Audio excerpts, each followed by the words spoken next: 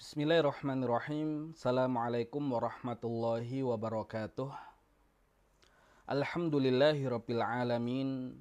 Wassalatu wassalamu ala asyrafil anbiya'i wal mursalin Muhammadin wa ala alihi wa ashabi ajma'in, amma ba'd.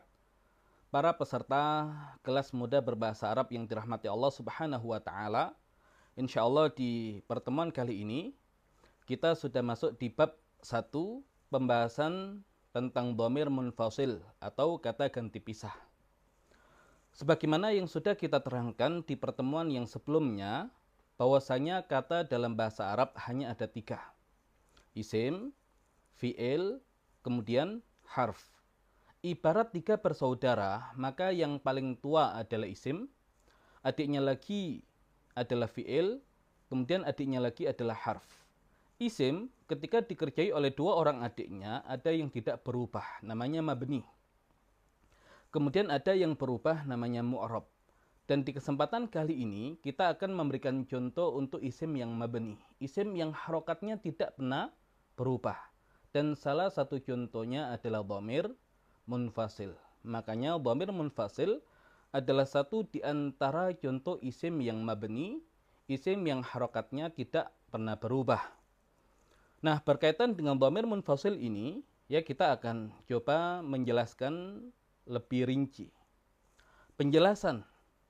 Dalam bahasa Arab, kata ganti pisah diistilahkan dengan dhamir munfasil, disebut dengan kata ganti karena kata tersebut berfungsi untuk menggantikan penyebutan nama orang ataupun nama benda lainnya dan penulisannya dipisah. Contoh, Muhammadun fil masjidi menjadi huwa fil masjidi. Umaru wa Uthmanu fil masjidi menjadi huma fil masjidi. Aliyun wa Hamzatu wa Bilal fil masjidi menjadi hum fil masjidi. Aisyatu fil madrasati menjadi hiya fil madrasati. Fatimatu wa Zainabu fil madrasati menjadi huma fil madrasati.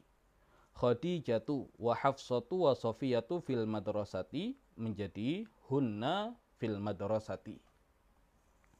Kata Muhammad pada kalimat kedua tidak disebut dan diganti dengan kata huwa yang artinya adalah dia. Kata Umar dan Uthman pada kalimat kedua juga tidak disebut dan diganti dengan kata huma, sedangkan kata Ali, Hamzah dan Bilal pada kalimat kedua juga tidak disebut dan cukup digantikan dengan kata penggantinya yaitu hum, yang artinya adalah mereka. Begitu juga dengan kata Aisyah yang diganti dengan hiya, kata Fatimah dan Zainab yang diganti dengan huma, dan kata Khadijah, Hafsah dan Sofia yang diganti dengan hunnah. Inilah fungsi dari kata ganti pisah atau yang dalam bahasa Arab disebut dengan dhamir munfasil. Baik, insya Allah kita masuk ke pola dhamir munfasil beserta arti dan fungsinya. Huwa, dia, satu orang laki-laki sebagai pengganti orang ketiga tunggal laki-laki. Huma, mereka, 2 orang laki-laki sebagai pengganti orang ketiga ganda laki-laki. Hum, mereka, 3 atau lebih orang laki-laki sebagai pengganti orang ketiga jamak laki-laki. Hiya, dia, 1 orang perempuan sebagai pengganti orang ketiga tunggal perempuan. Huma, mereka, 2 orang perempuan sebagai pengganti orang ketiga ganda perempuan. Hunna, mereka, 3 atau lebih orang perempuan sebagai pengganti orang ketiga jamak perempuan. Anta, kamu 1 orang laki-laki sebagai pengganti orang kedua tunggal laki-laki. Antuma, kalian, 2 orang laki-laki sebagai pengganti orang kedua ganda laki-laki. Antum, kalian, 3 atau lebih orang laki-laki sebagai pengganti orang kedua jamak laki-laki. Anti, kamu, 1 orang perempuan sebagai pengganti orang kedua tunggal perempuan. Antuma, kalian dua orang perempuan, sebagai pengganti orang kedua ganda perempuan. Antunna, kalian tiga atau lebih orang perempuan, sebagai pengganti orang kedua jamak perempuan. Ana, saya atau aku, sebagai pengganti orang pertama, tunggal laki-laki ataupun perempuan. Nahnu, kami atau kita, sebagai pengganti orang pertama, baik ganda dan jamak laki-laki ataupun perempuan. Nah, kalau kita mencoba untuk menghafal dhamir munfasil ini, sebagaimana yang sudah kita terangkan di pertemuan yang sebelumnya, betapa Allah Subhanahu wa Ta'ala begitu baik dengan memudahkan kita untuk mempelajari bahasa Arab. Dan salah satu bentuk kemudahan yang Allah Subhanahu wa Ta'ala berikan adalah menjadikan ruas-ruas yang ada di jari-jari tangan kita adalah untuk mempelajari bahasa Arab, ya, salah satu fungsinya. Dan kita coba terapkan untuk menghafalkan dhamir munfasil dengan menggunakan ruas-ruas jari tangan kita. Huwa, huma, hum. Hiya, huma, hunna. Anta, antuma, antum. Anti, antuma, antunna. Ana, nahnu.